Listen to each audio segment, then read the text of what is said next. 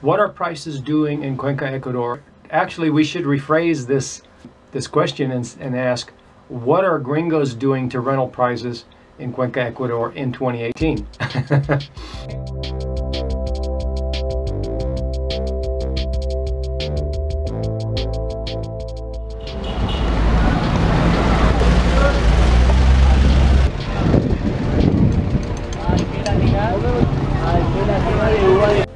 Hello, my wonderful followers on YouTube and new subscribers, and if you're new to the channel, listen to this.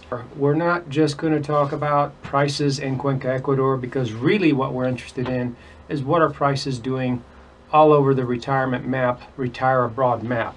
I've mentioned in other videos where the prices tend to float to the common denominator level, being that of big city North America.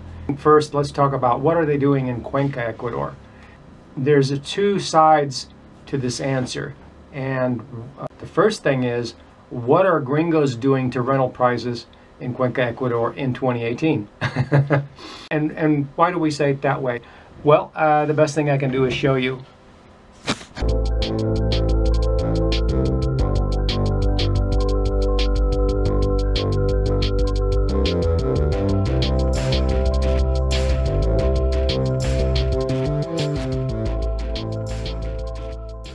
It just depends on who the properties are being marketed to, and if they're in English, you know full well who they're being marketed to. Now, having said that, the locals are paying, the locals, when I say the locals, I'm not talking about the bilinguals, the ones that are coming back from New York. The locals that don't generally speak any English and are dealing in Spanish, and they may not necessarily be in the top tier, tourist zones. They're still renting for $170 to $350 a month, and that's furnished. Some of them are furnished, not all of them. So what is happening to the prices? Well, again, it just depends on the ebb and flow of the traffic of foreigners, that speak English coming to these places. And let me show you something. I recently was talking about value. I wanted to show you along the lines of what we just saw on the prices. Here's a two-bedroom apartment, 900 square feet for $650. Now, this wasn't like a needle in a haystack. I just did a quick Google, and is it in Miami? No. Is it in Los Angeles? No. But we all know that you're looking to get out of those areas anyway, and it's why you're looking to go abroad. Nice, big pool, clean, complex. We get closets. We even get a fireplace in some of these. Decent kitchen.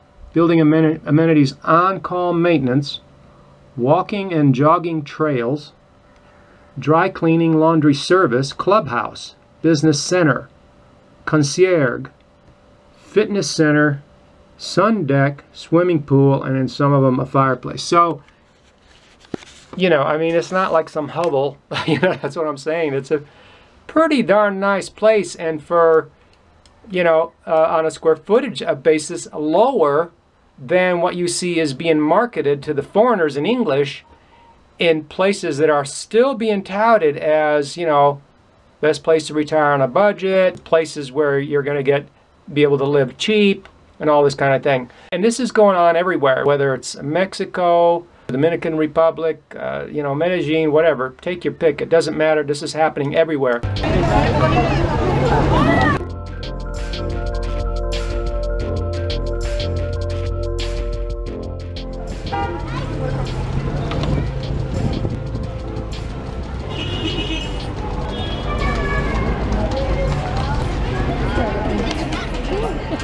I think it's important to talk about this because when you do a quick Google about retire abroad, let me show you, this has to do with prices and what they're doing. International places where you can retire for just $30,000 a year. Well, okay, that sounds reasonable, $30,000 a year. And this says that it's a CNBC article. But surprise, surprise, and this is something that's been going on for years that you will see over and over and over. And it says, where you can retire, personal finance, CNBC.com, right? That's what you think you're reading, but you get down here, the second paragraph, A new report by International Living. So the RAM magazines are in control here, folks. And, you know, you can read that article, and it extols the virtues of foreign retirement. And nowadays, $30,000, saying you can retire nicely on $30,000. And, of course, you might say, well, Frank, you showed us that apartment with a pool and all those amenities for the 600 something, but it wasn't furnished. And if you notice that, that's very good. You're very observant. But I can tell you, I can show you how to get furniture for very little. I can show you how to do it for practically nothing. I know, because I did it for years. I just wanted to show you how, you know, the RAM magazines are completely in control of the media when it comes to this subject of retirement.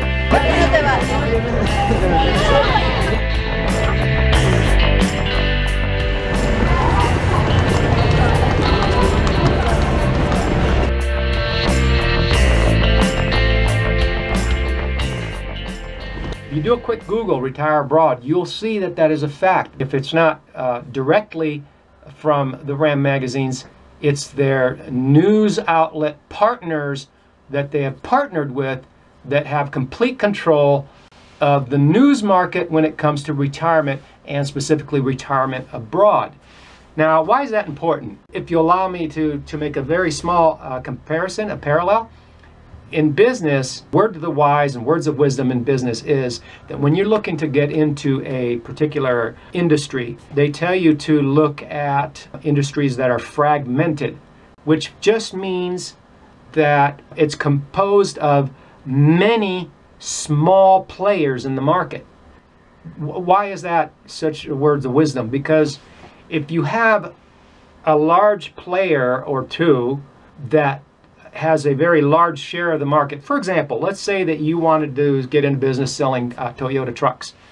Well, guess what? Toyota is going to dictate the price you can sell your new Toyota trucks for. In other words, they will dictate the market. Whereas if you get into the used car market, it's comprised of many small players in the used car markets. So that's the parallel. That when you go into this industry of retire abroad, which it is an industry for the RAM magazines, it's not an industry for you. You know, you just want a place, you want to know what the best thing to do is, where should you retire. But for them, it's an industry. So then I think you can see where I'm going with this, is that when you do a Google for retire or retire abroad, they dominate the top positions in Google, either directly or through their news outlet partners, which is obviously significant because you are being blocked out of correct, factual, complete, knowledgeable information that you need to make a decision.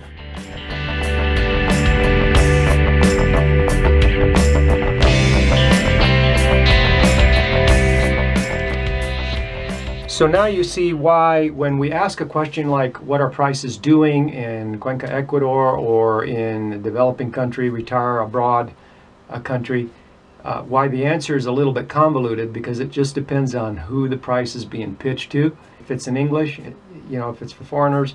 So, and I think that you already knew this, but I think it's important to keep this in mind when you come down to these places or you start looking around and you see these prices.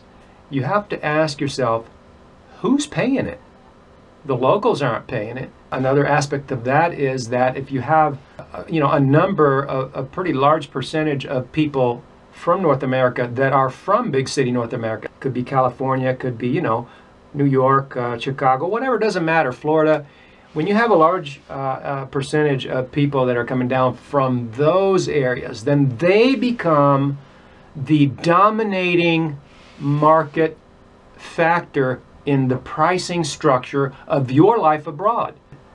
You know, so that's why you see the RAM magazines always happen to rotate the places that they're pushing and pumping on their circuit, because eventually what happens is the Californians, the New Yorkers, the Canadians, they dictate the price of your life. Your rent, your utilities, your maids, your this, your that, everything that you spend money on, pretty soon, as you saw with the rentals that I just showed you, the prices are, you know, where you could just go to the US and get similar, Maybe not exactly the same price, maybe a little bit higher, but still, comparing apples to apples, you can't really say that eventually, once these dominating market participants, such as Big City America, dominate the pricing structures in these locales, whether it's, you know, Mexico, the DR, Medellin, once they dominate the pricing structure, which they always seem to do, because when they retire abroad, they don't retire, for example, to Mexico. What they do is they retire to specific, you know, Lake Chapala, or Mazatlan, or Puerto Vallarta, or Cuenca, Ecuador. They don't retire to Ecuador, they retire to Cuenca, Ecuador, or Manta, or Salinas, specific cities. So they are being funneled specifically to small areas, and so they do dominate. Not because I said so, but because it's a fact. You can see it. I mean, who else pays $2,500 for a rental, you know, on an Ecuadorian coast? You know, a country with a median household income of $11,000. Just a quick Google search is why we paraphrased it and said, what are Gringos doing to the rental prices in 2018? Well, you see these ads that are in English with the corresponding American prices. This is in Ecuador on the coast. You know, who comes down and pays that and still thinks it's a deal? So anyhow, that's the long, convoluted answer to what are prices doing in Cuenca, Ecuador in 2018, or in Mexico, the DR, Medellin, Costa Rica. Take your pick. It doesn't matter. Same story, different day, but it's always all about the RAM magazines dictating what the cost of our life abroad is. It's true. You know it is, because we can confirm it right here on this channel. So subscribe, push the like button, do whatever it is that you like to do, but don't be rude. You know better than that. And you know, it is a family channel, so let's keep it clean. Have a wonderful day. And you know what?